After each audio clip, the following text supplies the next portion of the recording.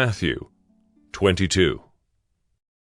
And again Jesus spoke to them in parables, saying, The kingdom of heaven may be compared to a king who gave a wedding feast for his son, and sent his servants to call those who were invited to the wedding feast. But they would not come.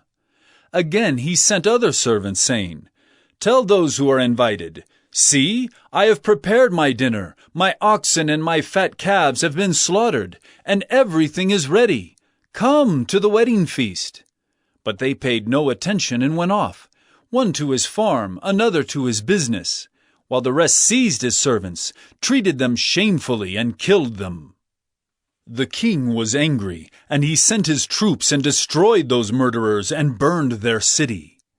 Then he said to his servants, The wedding feast is ready, but those invited were not worthy. Go, therefore, to the main roads, and invite to the wedding feast as many as you find. And those servants went out into the roads, and gathered all whom they found, both bad and good, so the wedding hall was filled with guests. But when the king came in to look at the guests, he saw there a man who had no wedding garment. And he said to him, Friend, how did you get in here without a wedding garment? And he was speechless.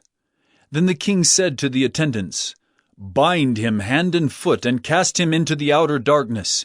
In that place there will be weeping and gnashing of teeth. For many are called, but few are chosen. Then the Pharisees went and plotted how to entangle him in his words.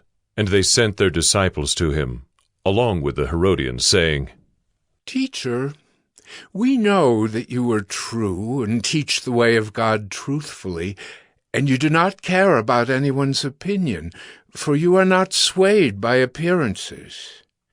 Tell us, then, what you think. Is it lawful to pay taxes to Caesar or not? But Jesus, aware of their malice, said, Why put me to the test, you hypocrites? Show me the coin for the tax.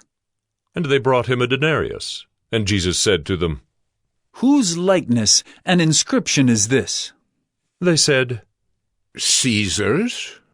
Then he said to them, Therefore, render to Caesar the things that are Caesar's, and to God the things that are God's. When they heard it, they marveled, and they left him and went away. The same day Sadducees came to him, who say that there is no resurrection, and they asked him a question, saying, Teacher, Moses said, if a man dies having no children, his brother must marry the widow and raise up children for his brother. Now there were 7 brothers among us. The first married and died, and having no children, left his wife to his brother. So too the second and third, down to the 7th. After them all, the woman died.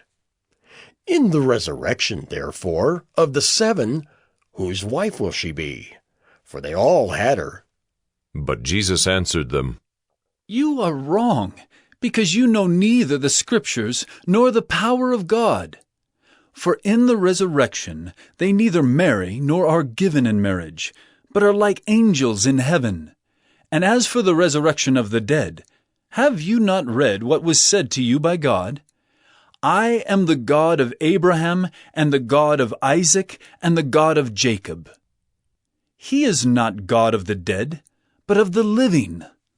And when the crowd heard it, they were astonished at his teaching. But when the Pharisees heard that he had silenced the Sadducees, they gathered together, and one of them, a lawyer, asked him a question to test him. Teacher, which is the great commandment in the law?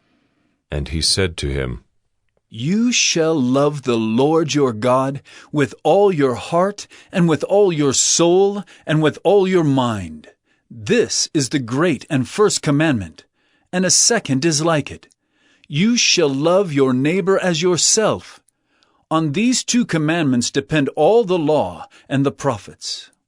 Now, while the Pharisees were gathered together, Jesus asked them a question, saying, What do you think about the Christ? Whose son is he? They said to him, The son of David. He said to them, How is it then that David, in the Spirit, calls him Lord, saying, The Lord said to my Lord, Sit at my right hand, until I put your enemies under your feet? If then David calls him Lord, how is he his son? And no one was able to answer him a word, nor from that day did anyone dare to ask him any more questions.